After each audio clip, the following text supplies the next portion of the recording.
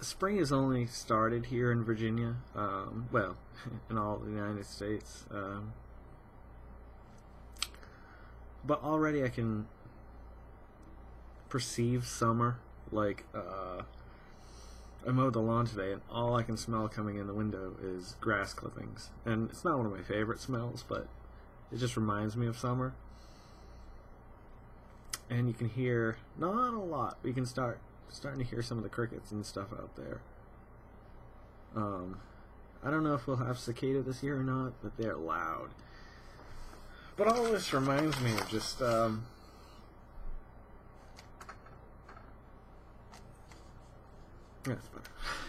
better. It just reminds me of the changing seasons and how, I don't know how it is back in New England. I was there 10 years ago, and I don't remember having much of a spring or a fall. And you know, New England's known for its falls and its beautiful foliage. But if you don't get enough water in the summer, it's not quite as brilliant. I think that goes for us as individuals as well. And of course, I don't mean just water. Will Terrell, who I've talked about in the past. I've been forgetting to do these links. I'm sorry, so this probably just looks dumb. But Will Terrell posted something by Paul Coelho. And I'm going to post it down below in the comments. But I'll just read you the first 2 or 3 lines from it. It's from The Pilgrimage. The good fight is the one we fight because our hearts ask it of us. In the heroic ages, at the time of knights in armor, it was easy. This was easy. There are lands to conquer and much to do. Today, though, the world has changed a lot, and the good fight has shifted from the battlefields to the fields within ourselves. And I think, if you go on to read the whole thing, it's nice. It's just nice. And that's true. It's very true. Like, morals have evolved in a way. If you think about, like, what he's talking about in middle-aged times and stuff, you fought because morally your king told you what was right, and where you were born told you what was right. And I guess that kind of goes for religions nowadays, too.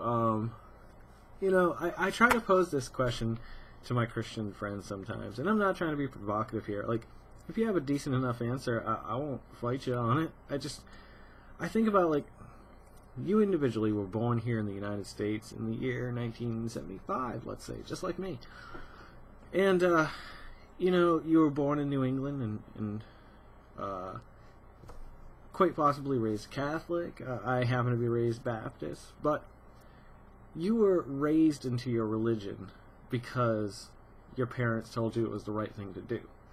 And there's a good chance that if you follow that back, it's relatively the same reason for many generations. I'm not saying for everybody. Like, I know some people have spiritual moving moments in their lives, and they feel like they've been led to something outside of, you know, because not everyone comes to religion through their parents, but I'm just saying a lot of people that I know,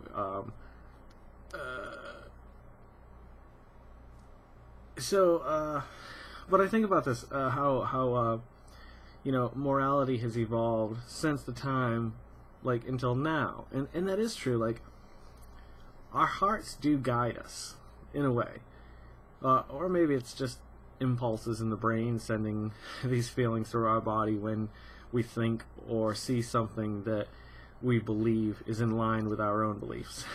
I mean, it could go either way. It really could. But there are times in our lives where we're morally challenged. Like I was saying, like a few weeks ago when that lady was crying outside of Walmart. Like, I think that my heart was morally challenging me. Like, I can't explain any other reason why I would give a crap about the stranger who's crying. Like, really, what reason do I have that benefits me for helping this person? Like, there is no benefit. Like, things could go downhill quickly if you go up to the wrong person, I'm sure. I gotta tell you about Walmart. Apparently a dog peed somewhere. I was at Walmart today and something weird happened. But that whole, you know, fighting the good fight, like, it is fought from within, I believe. You know, I don't think it's, I don't know how to explain it. Like, we're not driven to morally believe anything. Like, the religion thing, like I was saying, if you're born in different parts of the world, you're going to be raised a certain religion, most likely.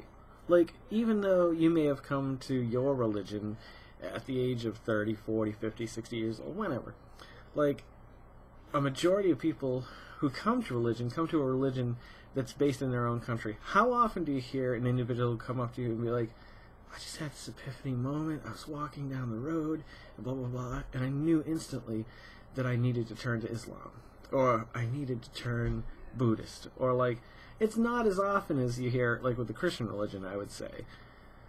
But that's because you're in the United States. If you were in another country, I believe when that moment happened, it wouldn't be Jesus leading you to help somebody. It would be, Allah, or what's his name there? I'm not trying to depict him in any way. The Prophet, Muhammad. Like, I think that, like, where you are leads you to those things. So, that's why I don't feel like morals are necessarily religiously driven, or spiritually driven, even for that. Well, maybe spiritually driven, but I don't know. What do I know? What am I talking about?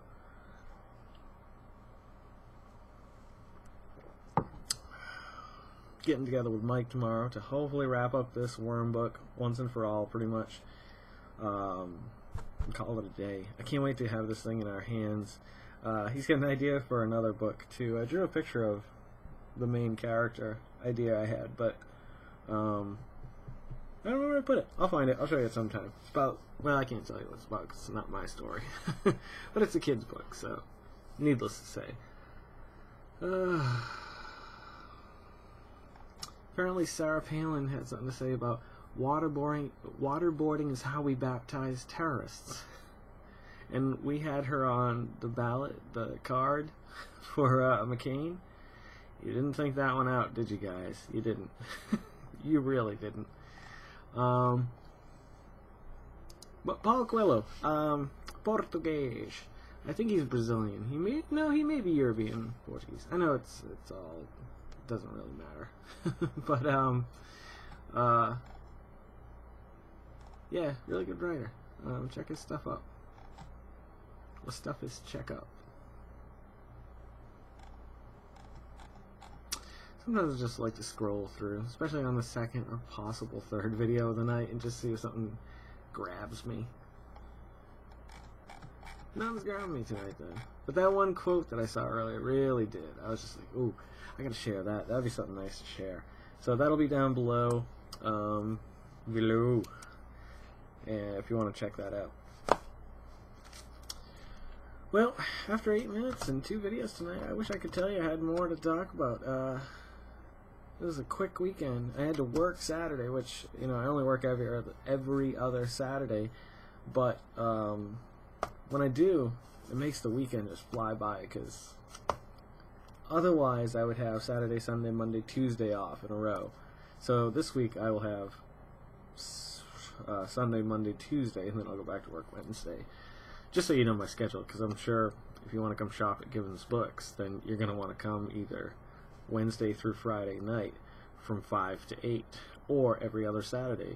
Not next Saturday. Nope, did my time this Saturday. I've got a lot of work coming up at work too. Upgrading all the computers to Windows 7, because I don't want to do Windows 8.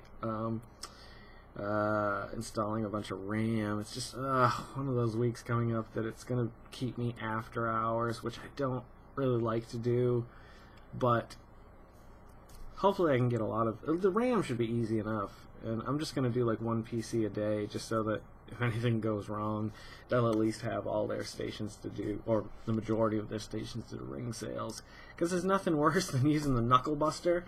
You know what I'm talking about, the credit card, that chunk. If we lose power, which we do often for some reason in this building, we have to use that. I hate that thing. It's terrible. And I usually forget to write down the information I need to actually process the check, or the credit card, rather. It's a nightmare. It's just an absolute nightmare.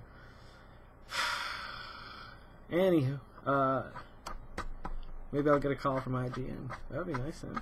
Or Blizzard Entertainment. I applied to you guys, too. San Diego, San Francisco. IGN's in San Francisco. In LA, but I don't want to live near LA. Too crazy. So yeah. So unless I get hired by some new company out on the West Coast, I'll catch you tomorrow night. Actually, either way, of course I would be here for you guys. Each and every night. For at least another 300 and some odd days. I can't do math. Not that kind of math that quickly in my head. It's beautiful here right now, but it's gonna get hot and nasty. So enjoy New England while it's nice up there. And have a great night. I'll catch you guys later. Remember to make somebody smile tomorrow, at least to the best of your ability. There's one other thing that I said the other night that I kind of want to start saying because I think it's really good. Where the here's to a few more tomorrows. I'll catch you next time. You guys have a good day.